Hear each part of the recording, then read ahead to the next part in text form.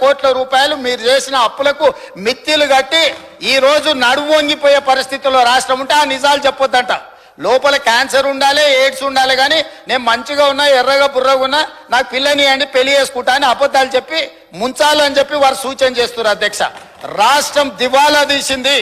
దివాలా తీయడానికి వాళ్ళ అసమర్థవంతమైన 10 సంవత్సరాల పరిపాలన, విద్యుత్ శాఖ దివాలా తీసింది. 88,000 కోట్ల రూపాయల అప్పులే కాకుండా సింగరేణికి బకాయిలు వాళ్ళు అట్లనే పెట్టిండ్రు. ప్రైవేట్ కంపెనీలల్లా ఎక్కడ తెచ్చిన అప్పులు అక్కడనే ఉన్నాయి. ఇరిగేషన్ లో కాళేశ్వరం కట్టిన అంటారు, మేడిగడ్డ కుప్పగూలిపోయింది. ఇవాళ ఆ బ్యాంకులకు తెచ్చిన అప్పులు అట్లనే ఉన్నాయి.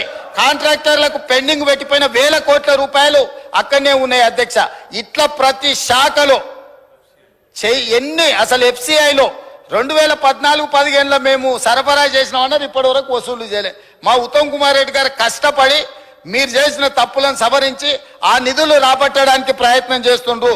వీళ్ళు ప్రతిసారి వచ్చినప్పుడల్లా GDP గురించి వీటి గురించి మిగతా అన్ని మాట్లాడుతుండ్రు. అధ్యక్ష, నేను తప్పకుండా ఈ బడ్జెట్ సమావేశాలల్లో ఉన్న వివరాలన్నీ తీసుకొచ్చి బయట పెడతా. కాబట్టి నేను వారికి చేసే సూచన ఒక్కటే, మీరు ఏం చేసిండ్రో చూసినాకనే ప్రజలు ఒక తీర్పు ఇచ్చిండ్రు. ఆ తీర్పు ద్వారైనా మీకు జ్ఞానోదయం కలుగుద్దని ప్రజలు భావించరు. ఇంకా అదే అహంకారము, అదే అహంభావము, అవే చులకన మాటలు, ఎదురుగుండా వాళ్ళని కించపరిచే విధంగా మాట్లాడడం, ఈ వ్యవహారం మానుకోండి. అసెంబ్లీ ఎన్నికలలో 39 సీట్లలో మీకు మెజారిటీ ఇచ్చిండ్రు. పార్లమెంట్కి వచ్చేవరకల్లా 3 సీట్లకు పడిపోయింది. ఇప్పటి వరకు ఊకదంపుడు ఉపన్యాసాలు మాట్లాడిన ఆయన శాసనసభలో కూడా ఆయనకు మెజారిటీ రాలే. అధ్యక్ష, ఆ ఓట్లు ఎక్కడ బదిలీ అయినాయని నేను అడుగుతున్నా. అసెంబ్లీలో డిసెంబర్లో 39 సీట్ల మెజారిటీ వస్తే పార్లమెంటుకు వచ్చే వరకల్లా 39 శాసనసభలలో 3 మిగిలినాయి. అధ్యక్ష, 3 దుబ్బాక ఉంది. ఆ పక్కలో కూర్చున్న మిత్రుడు ఏదో కష్టపడి ఓట్లే ఇచ్చినట్టున్నాడు. ఇవాళ సిరిసిల్లలో కూడా మెజారిటీ కోల్పోయింది. మాట్లాడే ముందు ఆ లెక్కలు చూసుకోవాలి. ఇవాళ మేము 8, మాకు 2014లో 2 సీట్లు వచ్చినాయి, 2013లో 3 సీట్లు వచ్చినాయి, 2019లో మాకు 8 సీట్లు వచ్చినాయి. అధ్యక్ష, అంటే ప్రజలలో ఉండి మేము పనిచేయడంతో వరుసగా మేము నెంబర్ పెంచుకుంటూ వచ్చినాం. అధ్యక్ష, మీకు మొదటిసారి 12 వచ్చినాయి, రెండోసారి 9 వచ్చినాయి, మూడోసారి గుండు 0 వచ్చింది. గుండు 0 వచ్చినాక కూడా బుద్ధి మారకపోతే ఎట్లా అధ్యక్ష? ఇప్పటికైనా విధానాన్ని మార్చుకోండి. తెలంగాణ ప్రజలకు క్షమాపణ చెప్పండి. మీరు చేసిన దోపిడీ, మీరు చేసిన తప్పుడు విధానాల వల్ల ప్రజలు మిమ్మల్ని శిక్షించిండ్రు. దాని నుంచైనా మీరు గుణపాఠం నేర్చుకొని పద్ధతి మార్చుకొని తెలంగాణ ప్రజల యొక్క హక్కుల కోసం ముందుకు రావాల్సిందిగా వారికి సూచన చేస్తున్నా. అధ్యక్ష, మహేశ్వర్ రెడ్డి గారు,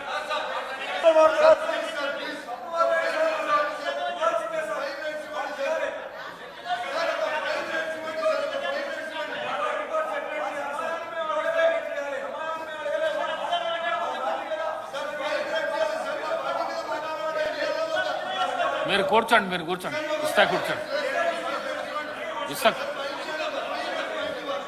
మైక్ ఇస్తా కూర్చోండి. మీరు కూర్చోండి.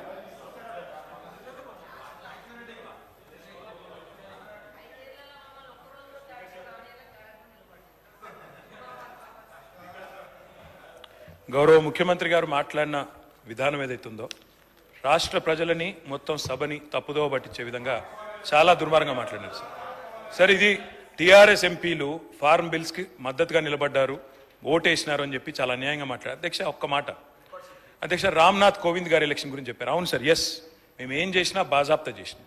ఒక దళితుడు రాష్ట్రపతి అవుతుండంటే మేము అండగా నిలబడ్డాం, ఎస్, బరాబర్ ఓటేసినాం. ఉపరాష్ట్రపతిగా ఒక తెలుగు బిడ్డ అవుతున్నాడు వెంకయ్యనాయుడు గారు అంటే ఎస్, అండగా నిలబడ్డాం, ఓటేసినాం. కానీ తదుపరి మళ్ళీ నెక్స్ట్ టైం ఇంకొకరిని పెడితే మేము ఉల్టా క్యాండిడేట్ని పెట్టినాం యశ్వంత్ సిన్హా గారితో.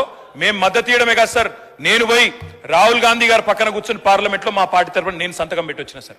వారు ఈ రకంగా మిస్లీడ్ చేయడం తప్పు.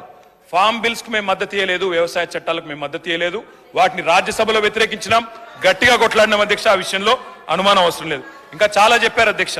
వారికి నేను చెప్పేది ఒకటే అధ్యక్ష, ఇంకేదో విలీనాలు చీకటి ఒప్పందాలు అన్నారు అధ్యక్ష. నేను రేవంత్ రెడ్డి గారికి ఒకటే చెప్తా ఉన్నా అధ్యక్ష, మాకు చీకటి స్నేహాలు అలవాటు లేదు. రేవంత్ రెడ్డి గారికి ఉన్నాయి అధ్యక్ష. ఢిల్లీలో బీజేపీ వాళ్ళతో స్నేహం చేయడం, ఇప్పటికి కూడా ఆయన పనులన్నీ ఢిల్లీలో బీజేపీ ఎంపీలే చేస్తారు సార్. అధ్యక్ష కంక్లూడ్ చేస్తున్నా సార్. ఆయన ఏమో ఎటంటట్టు మాట్లాడచ్చా సార్? ఎన్ని మాట్లాడినారు సార్?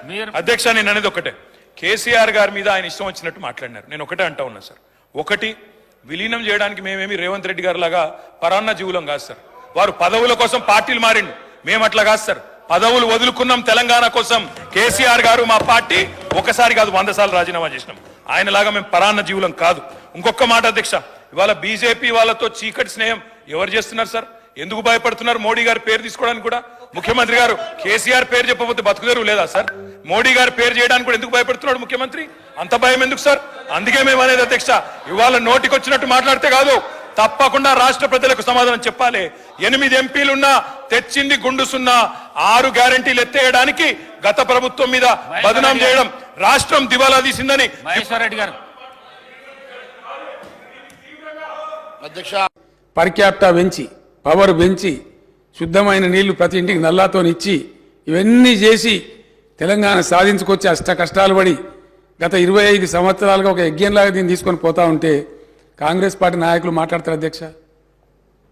కేసీఆర్కి పిండం పెడతాం, ఇవన్నీ చేసినందుకు నాకు పిండం పెట్టాలా? ఈ తిప్పల పడ్డందుకు ఆ పిండం పెట్టాలా? మీ వల్ల కాని పని, మీ నాయకులు ఎంతరో మంది ఎన్ని చూపి పారిపోయినటువంటి తెలంగాణ ఉద్యమాన్ని నేను భుజానేసుకొని అనేక కష్టాలు పడి దీక్షలు చేసి చివరికి నా చావు మీద తెచ్చుకునేంత ప్రయత్నంలో తెలంగాణ తెచ్చిపెడితే మీకు పిండం పెడతామంటే ఎవరు హర్షిస్తారు అధ్యక్ష? ఇదేనా సంస్కారం? ఇదొక పద్ధతి? ఇదొక పార్టీ? దీనికో లెక్కన? చాలా బాధ కలుగుతుంది అధ్యక్ష, దుఃఖం వస్తుంది. ఎందుకంటే ఏందండి నాకు అర్థం కాదు. ఇది పూర్తి ఎటుపడతాడు నోరుంది కదా అని విచ్చలవిడిగా మీ పార్టీల నియంత్రణ లేకపోవచ్చండి, కానీ సంఘం చూస్తుంది కదా, సమాజం చూస్తుంది కదా.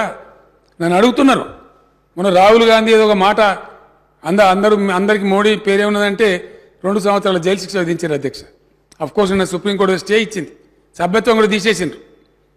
మేము ఆ చర్యలు తీసుకోలేమానండి? మేము తీసుకోకపోదుమా? మీరు ఏదో స్వేచ్ఛ కావాలి, స్వేచ్ఛ ఇచ్చినాం. మేము చాలా లిబరల్గా ఉంటున్నాం, డెమోక్రాటిక్గా ఉంటున్నాం, అన్ని రకాలుగా బాగుంటున్నాం.